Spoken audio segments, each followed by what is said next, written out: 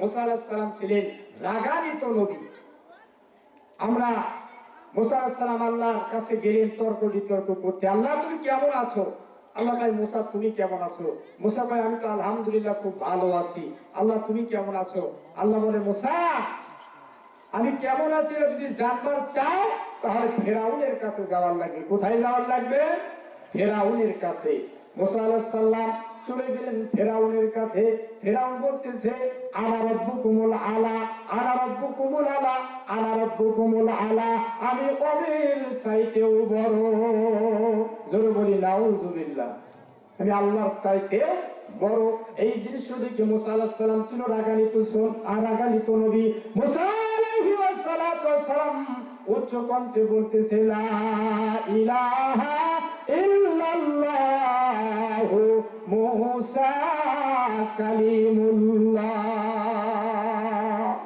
এই কথা শুনে ফেরাউন চেয়ার থেকে লাফ দিয়ে উঠছে, এ মুসা তোরা আল্লাহর জিকির, তোরা আল্লাহর জায়গা দেয়া কর, তোরা আল্লাহর জিকির ফেরাউনের জায়গা চলবে না। ফেরাউনের চামচা ছিল হামান। মুসা আলাইহিস সালাম বলতেছে হামান তোমার আল্লাহ কি খায়? হামান বলে হ্যাঁ আমার আল্লাহ খায়।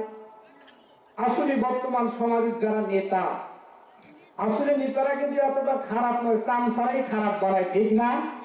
চামচারাই খারাপ বানায়। হামান বলতেছে আমার আল্লাহ খায়, কিন্তু মুসা বলতেছে আমার আল্লাহ তো খায় না, আমার আল্লাহর তন্দারা নিন্দারা তো কিচ্ছু নাই।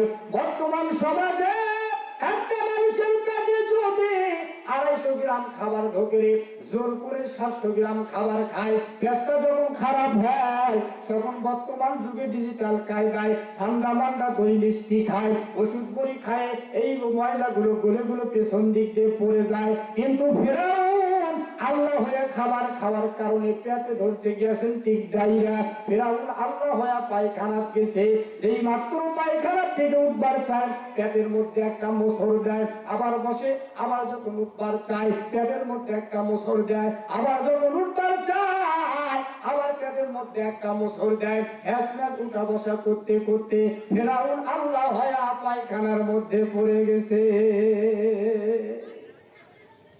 ফেরাউন বলতেছে সব হলো মুসার কারণে। মুসা মনে হয় কোন জাদু করছে। মুসা কি করছে? মুসা মনে হয় কোন জাদু করছে। মুসা বলতেছে আমি তো কোন জাদু করি নাই। কিন্তু এদের মধ্যে ফেরাউনের দলের মধ্যে একজন বলতেছে তুমি না বড় এত বড় ক্ষমতাশীল, তুমি পায়খানার মধ্যে পড়ে গেছো, একলাই উঠতে আর পারেন না, তোমার বলে এত ক্ষমতা, পড়ে গেছে একলাই উঠে দেখো ক্ষমতা কাকে বলে। এবার ফেরাউন বলতেছে হে হামান, হে সৈন্য বান্ধবরা, তোরা মুসার ধর, মুসার জন্য এত কিছু হয়ে গেছে। মুসা কয় আল্লাহ ফেরাউনের সৈন্য বান্ধবরা আমাকে ধরবার চায়, আল্লাহ আমি এখন কোন দিকে পালাবো, কোন দিকে যাবো?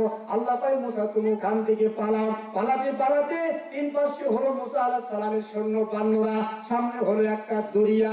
মুসা আলাইহিস সালাম কয় আল্লাহ 3 পাশে হলো ফেরাউনের সৈন্য পান্ন, সামনে হলো একটা দরিয়া, আল্লাহ আমি এখন কোন দিকে যাই? আল্লাহ কয় মুসা রে চিন্তার কোনো কারণ নাই, ঝামেলার কোনো কারণ নাই, তোমার হাতে কি কয় লাঠি, ওই লাঠি দিয়ে একটা বাড়ি মারো, দেখো লাঠির কেমকা কেরামতি।